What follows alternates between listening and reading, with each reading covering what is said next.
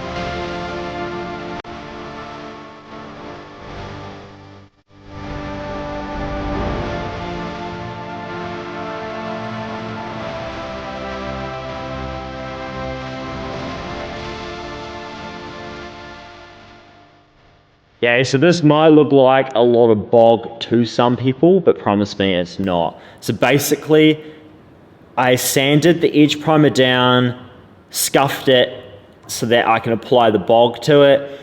I applied bog over the whole entire guard.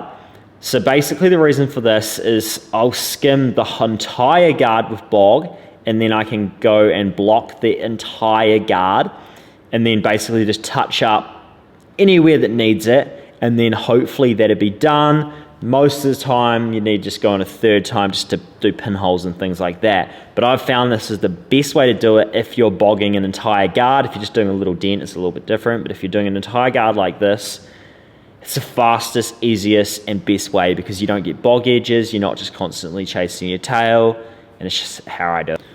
So I've almost skimmed the entire guard here. I did do it in two parts. As you can see, the first part was I did the center part, most of the top, and then I DA'd that back to knock off all the kind of glossy film that it gives. So I knocked that back so that when I put bog over top, it's going to stick to it and be fine.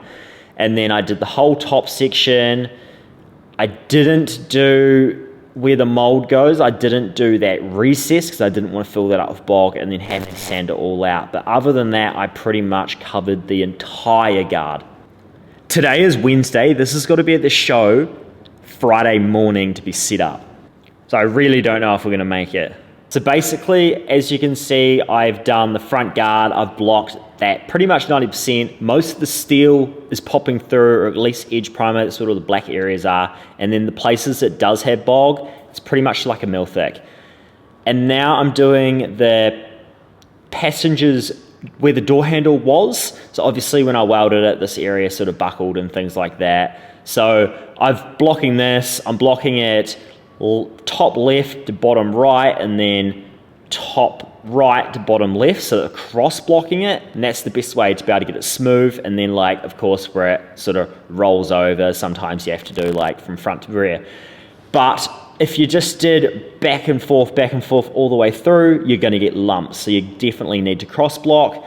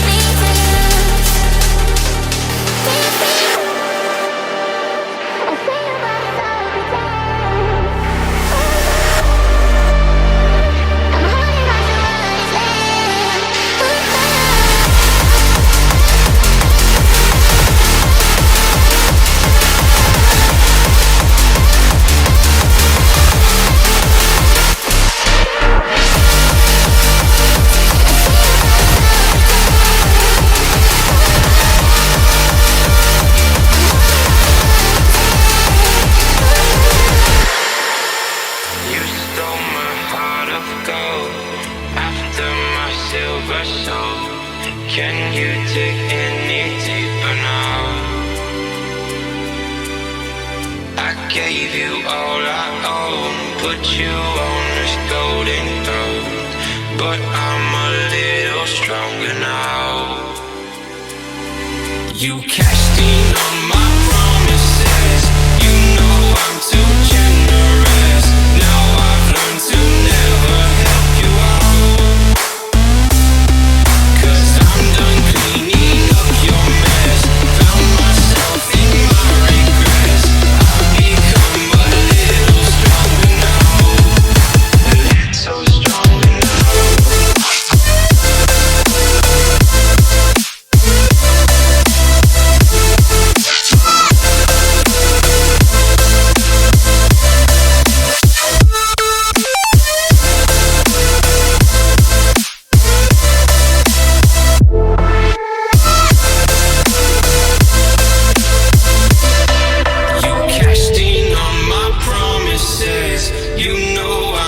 Generous. Now I've learned to never help you out, 'cause I'm done cleaning up your mess. Found myself in my regrets. I've become a little stronger now, a little stronger.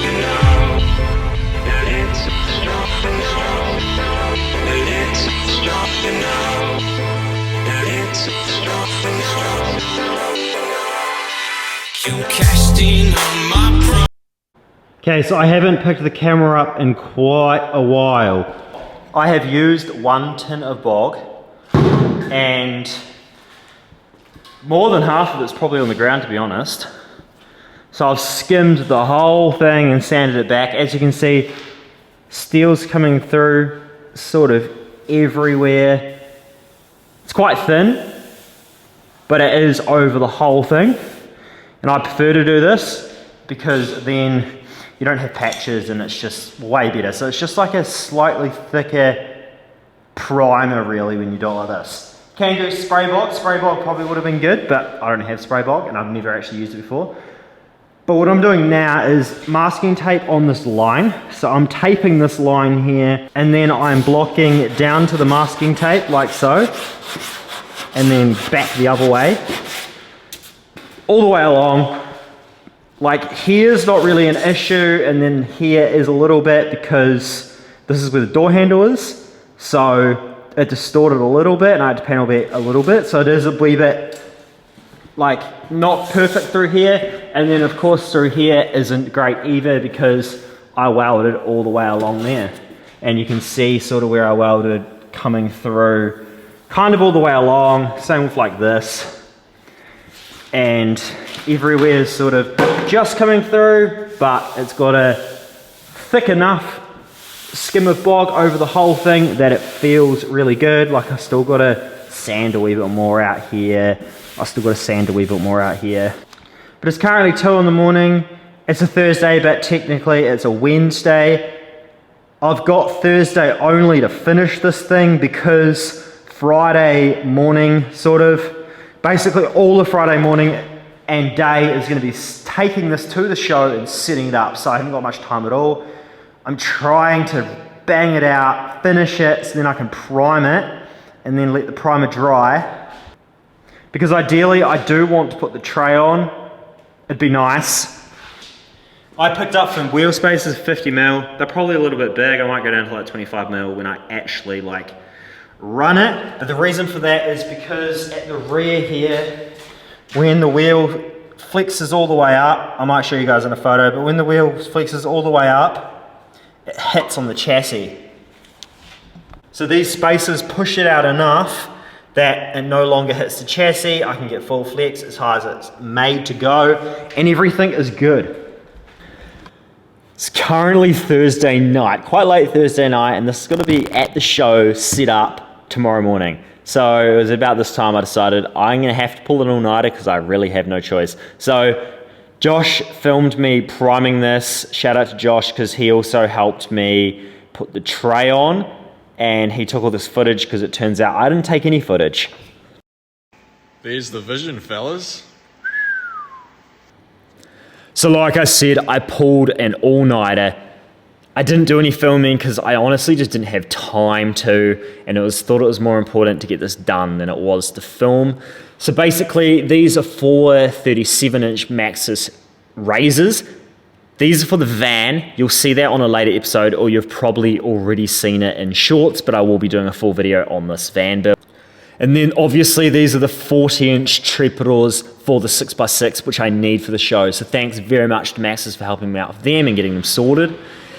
And I got express towing to tow it to the show, and it's currently about 2-3 o'clock. The plan was to have it picked up at 10 or 11, but it just didn't happen. I didn't have the time. So this is what it looks like. You'll see I've got the steady spotlights on the front. I really did want to put the light bars on the roof, but without a roof rack, I tried, but it just didn't happen because I've got double stacked light bars to the roof, but I'm glad that I got the ones on the front. So I'll just let you guys slowly reveal, because obviously I've got the tray on it and I've done quite a bit to the tray too. The back is sitting very, very high. This is way higher than what it's going to be. Pretty much the reason for that is because it's got 400 kg springs in the rear and it's got 2 sets of them. So that's max what it usually has, which just made it sit very, very high. So I'm probably, the front's a 6-inch lift. I'm probably going to go with Dobinson unless someone thinks of something better that I should. Let me know in the comments what suspension you think I should do, but I'm thinking 6-inch for the front and then possibly 5 or even 4 for the rear with a lot less load so then it sits level, because the back it's way too high. It's just stupid. And as you can see now, I've got the stacks on, I've got the headboard on, I've got the little toolbox thing. This is a fake toolbox. It's literally just folded up steel for now, but it just gives the vision and what it's going to look like when it is finished. And all the tail lights are in. I'll show you guys that in a second. But let me know in the comments, what are you guys thinking of this currently right now? Was it worth pulling an all-nighter? You stole my heart of gold after my silver soul. Can you dig any deeper now? I gave you all I own, put you on this golden throne. And I didn't wash it, but I at least blew all the dust off it, because there was quite a lot of dust on the tires from when I was bogging and things like that. Once I did get the show, I did some tire shine on it, but that's what I'm doing now.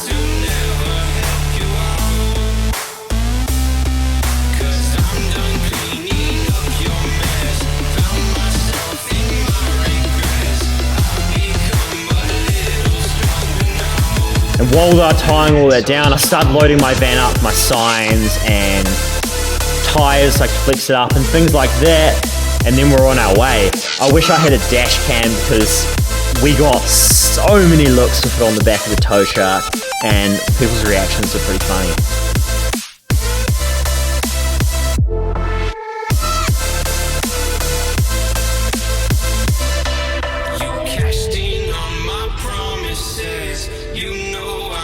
Generous. Now I've learned to never help you out, 'cause I'm done cleaning up your mess. Found myself in my regrets. I've become a little stronger now.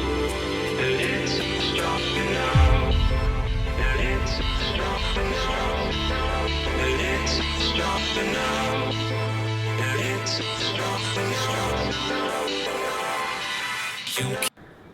So now that it's dropped off at the show, Wolfbrook Arena, I'm able to sort of position it where I want it to be and start flexing it up. So I couldn't flex it up as much as I was hoping to, just because of health and safety, and they thought it was a little bit too dangerous to have it up the way I did it. But that's fine, is what it is. So basically I've got the front right wheel up in the air on tires, and then the left center wheel up in the air on tires. I did want to do the very, very rear as well, so I did want the right very rear up so that every single axle is crossed up, but I just wasn't able to do it. And then when we started lifting up the front right, the back sort of started to come backwards and sort of look like it was going to topple off, but we later changed that out for a 37 and a 33 just to make it a bit more stable. I think next year, unless I have my camping setup that I want to sort of show off, but if I do flex it up again next year, I'm probably going to make steel sort of ramps and like platforms to sit it up on just so it's safe, and I'll put my logo on it and things like that. Because although the tires worked fine, they're not like ideal. One thing I did forget to mention is I got all the seats in. So I got these custom made overseas, and I put them in the rear as well, so which I cut them up a lot and sort of welded the rear two together, so then it's a 5-seater and everything like that. But this is all on my page if you want to look back. And by this stage I'd got everything set up, so this is kind of the setup that I had mostly. I did set up a table and gave away stickers on the day, but this is what it's looking like. I got all the lights on, the front bar on. The only thing I didn't do is the driver's side. So as you can see here, there's still welds. You can see where I've cut and welded it on. It's not primed or anything like that. I didn't like that I didn't finish it, but then in a way I thought it's actually quite cool because I was able to show people what had been done. Because if it's painted and they can't see it, they don't realize how much work has gone into the body of this thing. And then the tail lights are in, and obviously I've got a fake sort of stack there. But things are looking really good, and I'm pretty happy with what I accomplished in the time that I had. And then this is pretty much overnight. I put the top hole in there because it was meant to rain overnight, and I didn't have any windows in it. People seem to like it. This is on the day. This is actually the Sunday. It wasn't quite as busy on the Sunday. And after I set up on the Friday night, I was able to go inside and I looked at some of the trucks there and the setups. I'm going to show you guys all this in next week's video. This was a pretty cool 79 camper build. So stay tuned and subscribe so you don't miss any of that. I'm also doing a full rig rundown on this pro-built Fabrication Ford Ranger coming soon.